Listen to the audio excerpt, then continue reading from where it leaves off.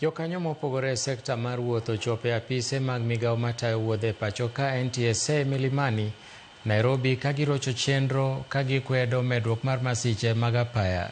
Kotelnegi kod jokanyo e riwruok mar Speed Governors and Road Safety Association ne gichope apise mag NTSA ka gidwaro ni mondo kaw okang' mapiyo e duoko piny masiche mag apaya mamedore.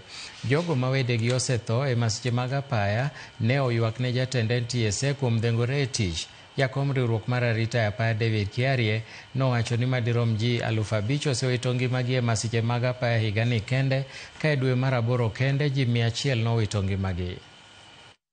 1.2 million hazikuwa zimeenda inspection. Hiyo ina translate to 7.2 billion. Saa hii tunaongea 9 billion. Sasa tunawapea wonyo.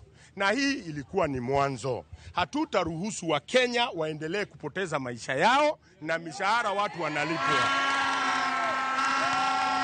Hiyo ofisi ni wa Kenya wanalipa. Hiyo mishahara ni wa Kenya wanalipa. Na kama wameshindwa na kazi, tunaambia bwana DG atoke aende. Wale wameisha. Na hao ni wale wamekufa. Wale watu hawatatoka manyumbani.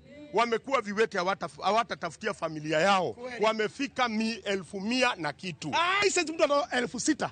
Mtu hajaenda shule, anatoa 6,000, anapewa leseni. Mimi ni shahidi wa hiyo. Jambo la pili, magari haifanywi inspection. Unaenda unatoa 4,000, unapewa certificate ya kwamba gari yako iko certified na inaweza tumia barabara. Enough is enough.